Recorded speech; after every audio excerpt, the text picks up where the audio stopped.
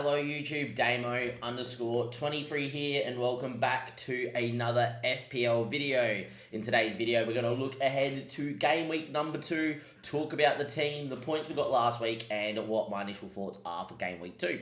If you do give the video a like and do subscribe to the YouTube channel, it lets me know that the content's good. We've also been having a few comments in episodes number 1 and 2 in terms of for game week number 1, so thank you very much for that as well. And keep them coming. Any questions, queries, I generally respond because it's a small channel, so I definitely see them.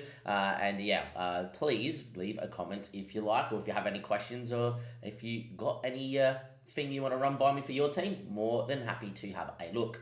With that being said, let's get into how game week 1 went. We've got 84 points, which leaves me with an overall rank of 284,651 in the world, which is an outstanding rank to start off FPL. I think the first thing we have to say is talk about each position and the points they got and what we spoke about. Straightforward, Pickford obviously is conceded from only really Fulham's real big chance in the game. I thought Everton were fantastic, which I did not expect, and expected it to be the other way around, where Pickford was making a ton of saves and Leno wasn't. Look, if you somehow went for Leno, congratulations, you saw something we all didn't. I'm happy that I've gone for Pickford. I still think that I saw enough from Everton to hopefully see them, nab a clean sheet or two down the line.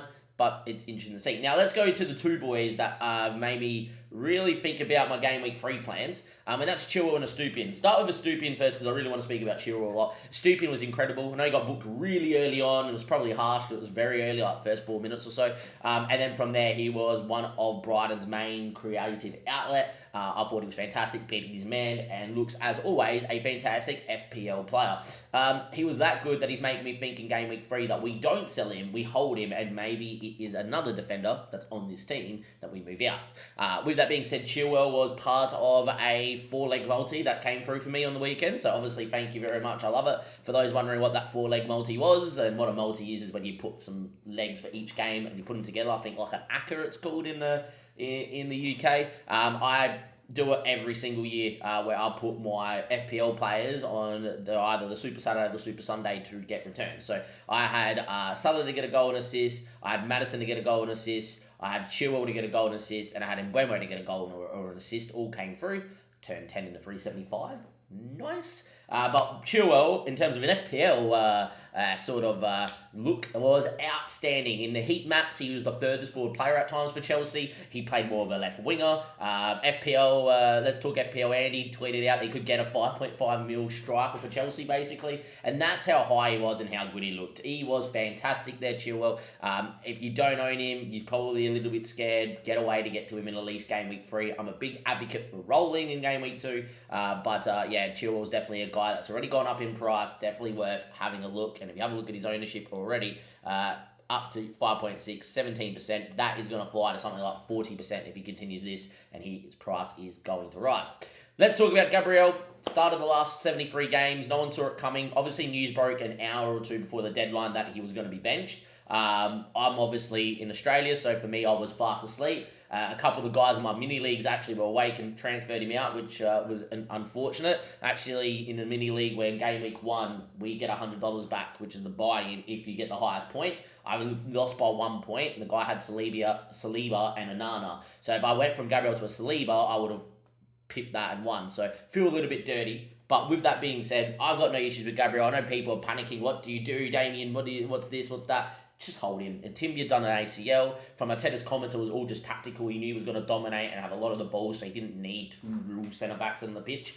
He wanted players to get forward, etc. Gabriel's goal threat all comes from set-piece stuff as well, so I can understand him choosing Saliba, etc. I expect Gabriel to be in the nailed starting 11 for the future, but considering how well Estupiñán and Chilwell play, it might be Gabriel is the one that maybe moves away from me long term.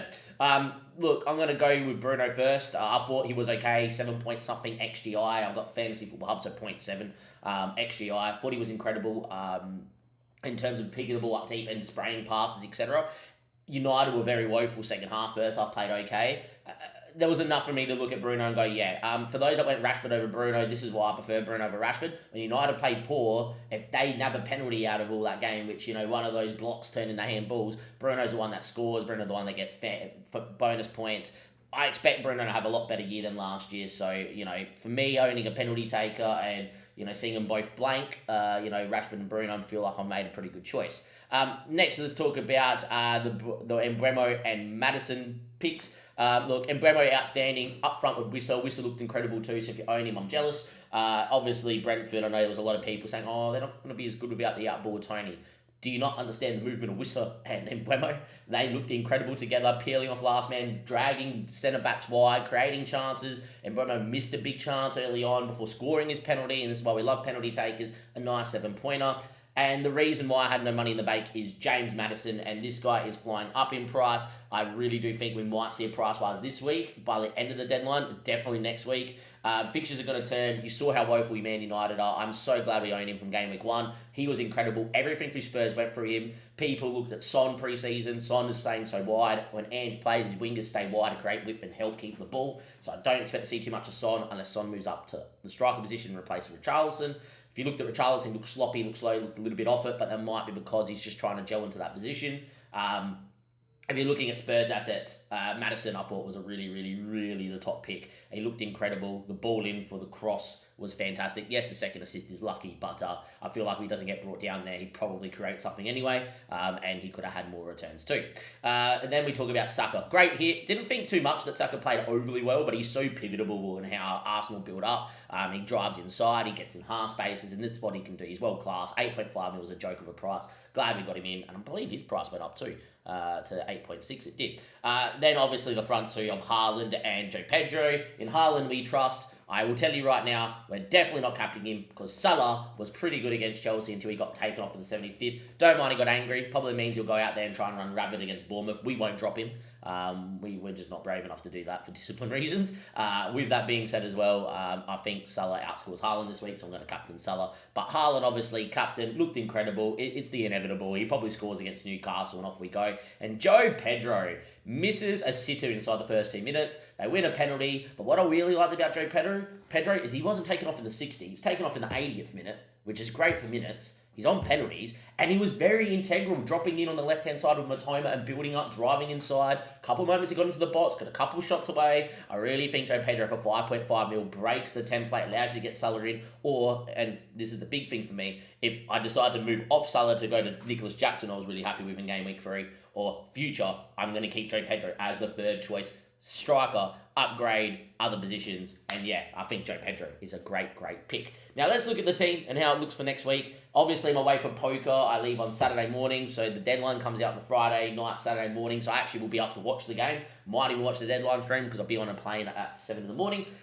With that being said as well, I am going to film another video a bit later on in the week before I go and get it to pre-upload for game week 3 because I don't plan in my initial thoughts of making a transfer. Why would I with this team? It looks pretty incredible, and I want 2 free transfers a game week 3.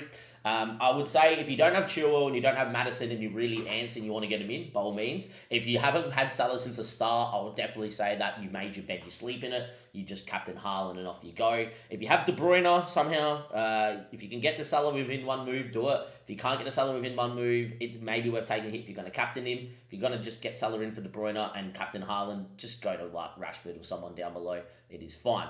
With that being said, Turner in obviously was the plan with Pickford and Turner to swap them for the good fixtures. I thought Forest were really, really excellent in holding Arsenal out with the XG, etc., and how deep they were. So I actually expect against Sheffield, who looked pretty poor, that they keep a clean sheet. If they don't, they don't. But it's a 4 mil keeper playing with 4.5 mil on the bench. If they get 2 points, they get 2 points. I think Gabriel comes in for Palace, but Palace actually looked good. If you're an Eze owner, I feel for you because I thought he was fantastic. Chilwell obviously nailed, how well he played. There might be a couple of fixtures throughout the year where you captain him. That's how far forward he was. He was basically a left winger. The Stupien Wolves, obviously no-brainer, considering what a Stupien did on the weekend. Madison against United, I am very confident of a return. I think both teams score, and hopefully Bruno's the one involved at the other side. Mbeumo against Fulham, holding. Saka against Palace. Salah's got the armband. Pedro and Haaland, it is what the team's going to be. I ain't changing this team. That is locked in. Bulldog first sub, Colwell second sub as well.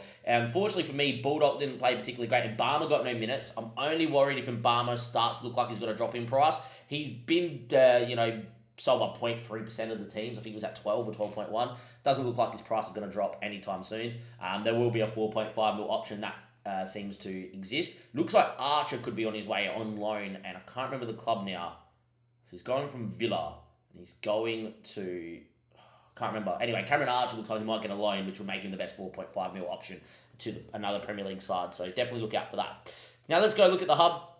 Obviously, with the hub here, this is the team. I've picked it here. The hub prefers me to have the captain's armband on Haaland. I'm definitely captaining Salah. Outside of that, look, I've got no issues. I think that team's really good. If we were to see what the AI transfer will be, I'm pretty sure it tells me to pick Rico Henry and drop Gabriel because he's been benched. Definitely going to hold Gabriel. Don't want to waste the transfer. I think Gabriel's fine. I think Rico Henry is a great pick, and if you have him, I'm jealous. But I want to talk about him a little bit more in Game Week 3 because there is an option of what we can do.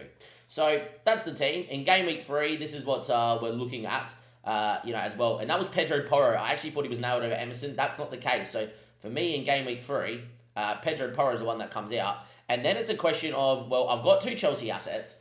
So I don't want to get Jack Reece-James in because I want to be able to either move to Jackson, or if a midfielder shows himself or they make a new signing, Elise is being touted as someone that could be coming in. And if Elise comes in and we see that he's nailed over the first couple of game weeks, definitely someone we'll move for. So Pedro Porro for me comes out in Game Week 3 at the moment. And I really do think at the moment, from what I saw, Udogie was the one. He was started, he played okay. I know he got booked, but he was very forward thinking. Or it's Emerson, who I think as well at 4.5 is definitely someone that could also start and play well.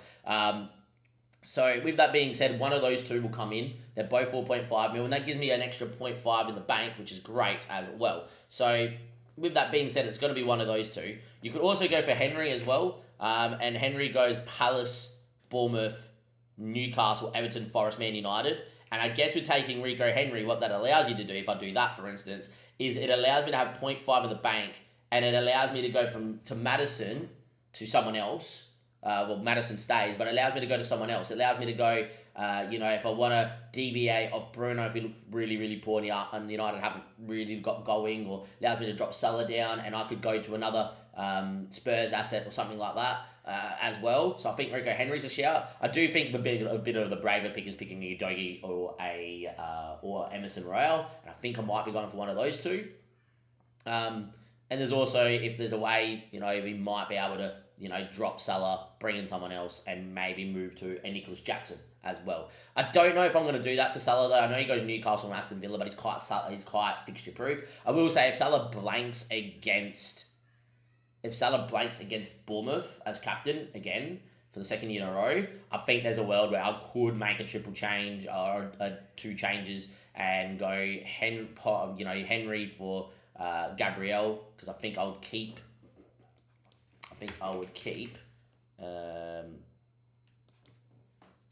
Estupiñán here. I think I would keep Estupiñán because I know Estupiñán goes West Ham, Newcastle, and Man United. We bench him for United, we probably bench him for Newcastle, but then he goes Bournemouth, Villa, Liverpool, and I just feel like Estupiñán, from what we saw of the attacking threat, was really, really, really good. So at the moment, that's kind of the plan, I feel. Gabriel comes out, Henry comes in. We know he's nailed. He gets Palace and he gets Bournemouth, and they get to go forward. I think that's not a bad idea. And then at least that way, still got 2 Chelsea assets, 1 Chelsea asset I can move to, and it allows me to still 2 Spurs pots. And hopefully by this stage we know who's nailed in terms of in the midfield. I could move Salah down to Son if I really wanted to, but I wasn't impressed by him. That's kind of the thinking. So look, Game Week 2 we're rolling. Game Week 3 at the moment, it would be Gabriel out for either Rico Henry, Udogie, or for Emerson Royale. With that being said, I don't know if I make a second transfer. If Salah blanks and only gets an assist against Chelsea, I think for 12.5 mil we then sell and get in one of the other midfielders. I think if I'm thinking of another midfielder, I would prefer a Chelsea asset, but it doesn't look like there's one. I'd probably move from Salah down to Eze and then maybe take a hit and get Ibama up to Nicholas Jackson. And the reason why I'll take a hit is mainly because we get the Luton fixture and Nicholas Jackson up front with Chilwell as well, and both could get returns and repay the hit. With that being said, I'll see you guys next time. I will talk more in depth about Game Week 3 in a video before the Game Week 2 deadline, but you won't see till before the Game Week 3 deadline. Till then, I'll catch you guys later. Thank you and goodbye.